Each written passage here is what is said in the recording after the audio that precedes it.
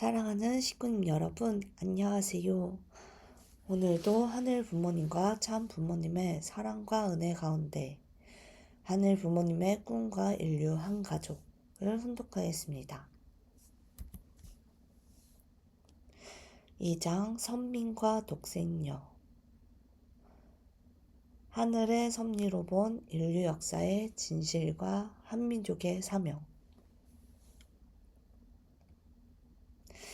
이 말씀은 천일국 5년 철력 9월 23일 서울 삼암 월드컵 경기장에서 개최된 2017 한반도 평화통일 세계대회에서 한 것이다. 이날 대회는 희망 대한민국 평화에 등불되게 하소서 라는 주제로 70여 개국의 종교 정치 지도자와 각국 대사 그리고 한반도 평화를 염원하는 국민 8만 명이 모여 진행되었다. 행사는 1부 평화 비전 스피치와 2부 효정 평화 콘서트로 구성되었다. 1부에서는 10개 종단 대표자의 축원, 평화 비전 연설, 연합 합창단 찬양, 특별 강연, 한반도 평화 실현 실천 강령 채택, 평화의 징 타징 순으로 이어졌고 2부에서는 평화를 기원하는 문화 공연이 펼쳐졌다. 마지막으로 모든 참석자들이 통일의 노래를 합창하면서 막을 내렸고 참가자들은 세계 평화의 초석이 될 한반도 평화 실현을 위해 구체적인 실천을 다짐했다. 사랑하는 글로벌 시민, 각계 지도자 평화대사, 세계평화통일가정연합 회원 여러분, 오늘 우리는 이 나라의 명운을 거는 하늘이 감동할 수 있는 이 자리를 마련하였습니다. 6대주에서 종단장 성직자 400여 명이 오셨습니다. 그리고 ACLC 연합합창단 100명이 오셨습니다. 정말로 고맙고 감사한 일입니다. 어떻게 하면 하나님을 모실 수 있는가를 생각해야 오늘날 세계를 보게 될 때에 많은 문제점이 있습니다. 인간의 노력으로 힘으로 극복하려고 하나 그 답을 찾을 수 없습니다. 미래는 암담합니다. 1차, 2차 세계대전을 통해서 우리는 참혹한 현실을 보았습니다.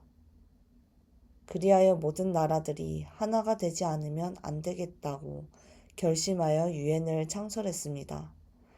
유엔이 창설된 지 72주년이 저물고 있습니다. 그러나 아직도 세계적으로 풀어야 할 남문제가 많이 있습니다. 하나가 될 수 없는 미로에 서 있습니다. 오늘날 세계를 리드하는 종교들도 마찬가지입니다. 특히 기독교 문화권에서는 하나님을 믿고 예수님을 믿으면 좋은 데 간다고 말하고 있습니다. 그러나 오늘 나는 믿는 것으로 그쳐서는 안 된다고 말하고 싶습니다. 어떻게 하면 창조주 하나님을 우리 가정, 우리 민족, 우리 나라, 세계에 모실 수 있는가를 생각해야 합니다. 창조주 하나님께서는 천지 만물을 창조하시고 인간 시조 남자와 여자를 창조하셨습니다. 그들에게는 성장 기간을 통한 책임을 주셨습니다. 하나님에게 절대신앙, 절대사랑, 절대복종을 하여 마지막에 하나님의 축복을 받는 자리까지 나아갔어야 했습니다. 그러나 도중에 욕심이 생겼습니다. 나도 하나님과 같이 될 수 있다고 하는 자기를 중심한 욕심이 하나님과는 관계없는 타락한 인류, 오늘날 세계를 만들어 놓았습니다. 전지전능하신 하나님께서는 시작과 끝이 같으신 분입니다. 당신이 세운 창조 원칙을 접을 수 없습니다. 그리하여 하나님께서는 한스러운 탄감복귀 섭리를 시작하셨습니다. 이스라엘 민족을 세워서 개인에서부터 민족에 이르기까지 탄감에 나오시는 섭리가 얼마나 힘들고 어려웠으면 4천년이란 기나긴 시간이 걸렸겠는가 하는 것입니다. 그리하여 내 아들이라고 할 수 있는 독생자 예수 그리스도를 보내셨습니다. 그런데 어떻게 되었습니까? 오늘날 기독 신앙은 예수님의 보혈로서 구원을 받는다고 믿고 있습니다. 어떻게 4천년이라는 기나긴 세월을 통해서 탄생시킨 당신의 아들을 하루아침에 십자가로 내몰 수 있습니까? 이것은 하나님의 뜻이 아닙니다. 중심 인물인 마리아가 책임을 못했습니다. 예수님이 오신 목적은 승리한 인간 조상, 참 부모가 되기 위해서입니다. 인류는 하나님 앞으로 직접 나아갈 수 없습니다. 실수해서 탕감이 남아있기 때문입니다. 그 탕감을 넘어설 수 있게 해주실 분이 참 부모였습니다. 참 부모가 될 수 있는 분은 십자가에 내몬 이스라엘 민족이 어떻게 되었습니까?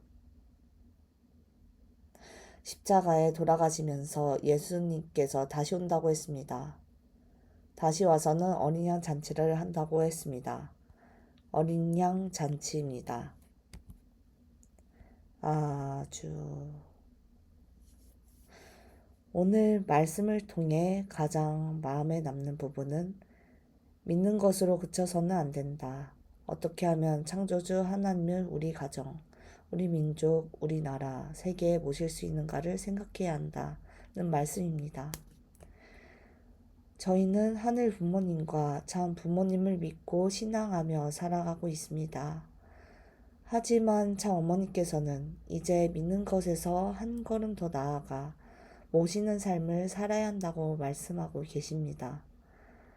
그렇다면 모심이라는 것을 저희의 생활 속에서 어떻게 풀어낼 수 있을지 생각해 보게 됩니다. 모심은 특별하고 거창한 것에서만 시작되는 것이 아니라 하루를 살아가면서 어떤 생각을 품고 어떤 말을 하고 어떤 행동을 선택하는지 또 사람을 대할 때 하늘 부모님의 마음으로 바라보려고 노력하는 것에서부터 시작될 수 있습니다. 그리고 저희에게 맡겨진 작은 책임이라도 정성을 다하는 것이 모심의 생활로 이어질 수 있다고 생각합니다. 오늘 말씀의 마지막에는 예수님께서 다시 오셔서 어린 양 잔치를 하신다는 내용이 나옵니다.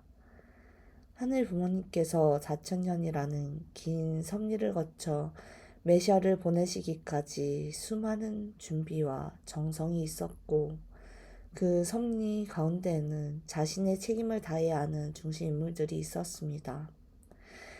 그렇다면 지금의 섭리 속에서 준비된 중심 인물, 선민으로서 저희는 어떤 책임을 해야 하는가를 생각해 보게 됩니다. 그것을 매 순간 알고 실천한다는 것이 쉽지는 않지만 그렇기 때문에 참 어머니께서는 저희의 생각과 말과 행동이 하나 되기를 바라시는 것이 아닐까 생각합니다.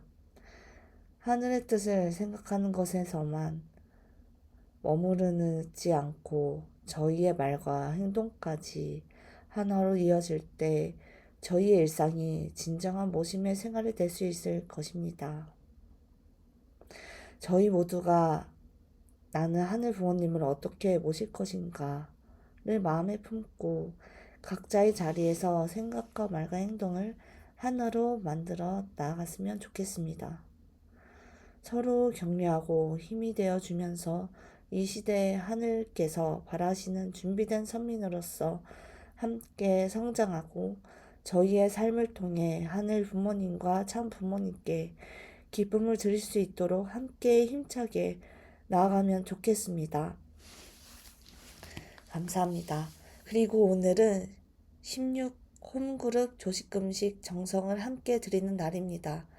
실체 성령 독신 여창 어머님의 안위와 조속한 한국을 위해 우리의 마음과 정성을 하나로 모아주시면 감사하겠습니다.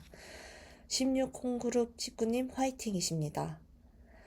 오늘도 천진 참부모님의 사랑과 은혜가 식구님들 가정 안에 넘쳐나시길 소망합니다.